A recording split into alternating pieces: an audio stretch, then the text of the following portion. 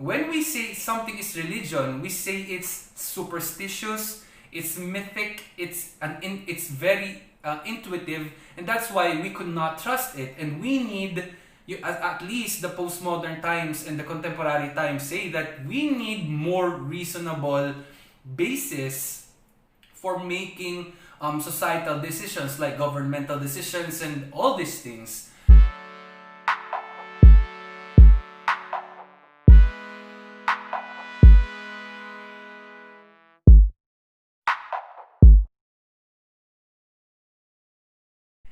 Hey guys, how are you all doing? Again, this is Christian Ramos and I welcome you to Come At Me Catholic, where we're going to talk about culture and engage them critically in the light of sociology, philosophy, theology, and more importantly, see them in the light of the Catholic Magisterium. So today we're going to have a very interesting topic again, and it's called the consequences of dismissing religion. And so many people have been dismissing religion throughout the ages, but right now we're going to take a closer look into the case of this very aggressive secularism that we have right here on the contemporary times. So number one, let's face it, when people say religion, a lot of young people, especially my generation, think that it's counter-logical, it's counter-reasonable, it's something that is just an intuition, and so it's not a collectivifiable fact, it's not a quantifiable fact. And so many people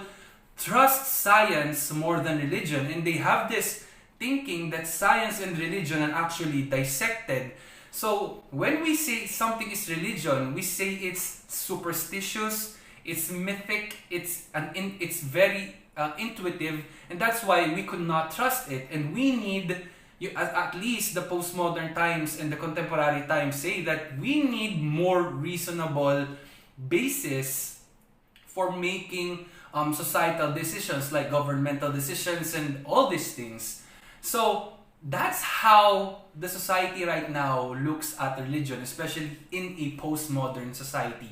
So we're going to tackle that more importantly through three principles, all right? So the first principle that we have to understand is the consequence of dismissing religion is we're destructing a lot of our moral values. Let's face it, throughout the ages, religion has been an effective tool for instilling morality, whether that be good or bad.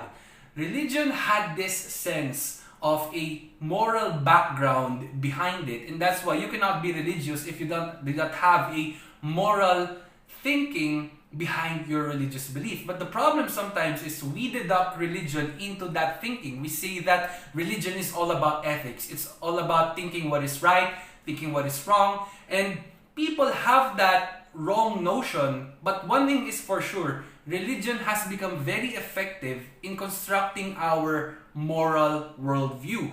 But people right now are trying to dismiss that. And so one big consequence of dismissing this whole religious background is we're also dismissing our moral bedrock for society. And there's no, again, I talked about this in the past episodes, there's no society without religion. Even if you're an atheist, even if you're a what they call non, N-O-N-E, there is still a religious belief behind the culture, because religion is always a soul to the culture. And one of that structure, that soul that actually structures us, is the moral background, the moral bedrock behind religious institutions. So that's the first thing we have to understand when we try to deconstruct religion, when we try to dismiss religion. Now we are faced with the question, what is right and what is wrong? And that's why it's hard to dismiss religion for that specific fact. So number two is this: religion has become an effective tool throughout the ages to construct social obligations, even law. So many formal things in life, and the way we take care of human behavior, the way we structure the society, religion has become a good, effective tool in actually doing that. And so when we're dismissing religion, we're dismissing a lot of that influence to create social order within the society, to create a coherent social norm. And religious institutions have become influential in just doing that. When we dismiss religious institutions, which is first and foremost should be a social institution, a lot of the bedrock of a lot of the structure and form and law and social obligations within the society, again and again, little by little, they're trying to be deconstructed. They tend to lose form. And so that's another principle we have to understand. When we dismiss religion, we are dismissing a large social order. In fact, sometimes the very genesis of other countries' social order comes from religion. I'll give you one example. The American Constitution, right? So many people are aggressive secularists right there at America, which basically means that people don't want religion, they want religion out of the picture. But what they do not understand is that religion, at least, from a Christian philosophy, influenced highly the American Constitution. There is an assumption that everyone is created equal. Now, the word created, right? The word created is theological.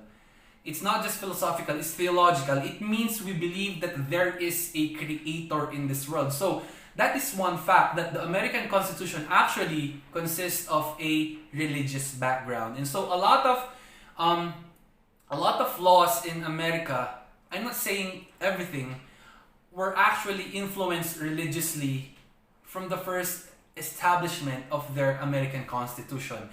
And yeah, so that's the second principle that we have to understand. When we try to dismiss religion, we're also dismissing a lot of the social structures that already happened within the society. Now, the third principle is very interesting. Religion consists of giving us a direction. What the ancients called telos. It means end, a purpose, a finality. We have a final cause. What is the cause of being a man? What's the purpose of being a man? What's the purpose of being a moral person? Religion gives us that. It gives us that leverage to create that direction in our lives. And so when we dismiss religion, which is a social order, we are also dismissing the personal order, the personal orientation of a person. And that's why I say people are actually very religious. They just don't adhere to a particular social religion, a social institution. But when you say you're religious, it means that you already have a distinctive direction in life. So that's one function of religion. It gives us a direction in life. And so again, I'm going to repeat it. The first thing that religion, the first consequence of dismissing religion is that we are dismissing morality itself. Number two, we are dismissing the social order itself. And number three, we are dismissing our personal direction. Alright, our personal directives, the way we want to live life. We are dismissing that fact also. And that's why, when we relate this to the Catechism of the Catholic Church, or the whole magisterium of the Catholic Church, when we understand the Catholic Church, we understand here an institution that tries to give us morals, social order, and a direction. All of those are actually included in the package of the Catholic Church. And one of those I'd specify is the capacity to give us a personal direction. It's said, alright, so many times, the whole aim, right? It's a overarching grand narrative that the Catholic Church is actually claiming. So the Catholic Church, she says that the whole purpose of life is so that we could love and serve God. And that itself is already a personal directive. And that, the moment you understand that premise, then morals follow, then social obligations follow, and then personal direction necessarily follows. So when we dismiss a lot of religion, we dismiss those very bedrocks of the society, those very principles of the society that we live in. It's not just our society, it's every society. Because again, there is no such thing as a non-religious society. Religion is a soul to the culture, alright? So, in the Catholic perspective, right, we see again and again Jesus telling us that He is the way, the truth, and the life. So He is the way. He is the direction. and He is the truth. So He is He is the standard of morality, and He is life. So all of our life is actually structured towards attaining Jesus Christ Himself. And Jesus gives us a lot of that direction. So many times in the gospel, again and again, He asks us to follow Him, to follow Him, to follow Him, to seek Him. Because God knows that we need this foundation in our life. And no one is actually an excuse towards that. God knows that we want a direction. And that's why, in the greatness and the glory of the Blessed Trinity, the second person comes into history and actually tells us, I am the way, the truth, and the life. And so you have a security that you will have, number one, a personal direction. Number two, you will have a social order. And number three, you will have a basis for morals. In fact, you cannot be Catholic, a truly practicing and truly devout Catholic, if you do not understand those premises. That your whole thinking of the world is changed 360 degrees because Jesus said, I am the way, the truth, and the life. And so Jesus is always asking us to come and seek Him because He has the fullness of life. And we now have a model to follow, which is God Himself. Right? So, again, there are three things that happen when we dismiss religion. Number one, we dismiss morals. Number two, we dismiss social obligations. And number three, we dismiss a lot of personal direction. Alright? So, again guys, this is Christian Ramos. If you actually like this content, if you want more of this, you can actually listen to this as a podcast. If you want more of this content, don't forget to like, comment, share, or just follow me on Facebook so that you can find more of what I create. And yeah, as always, God bless you.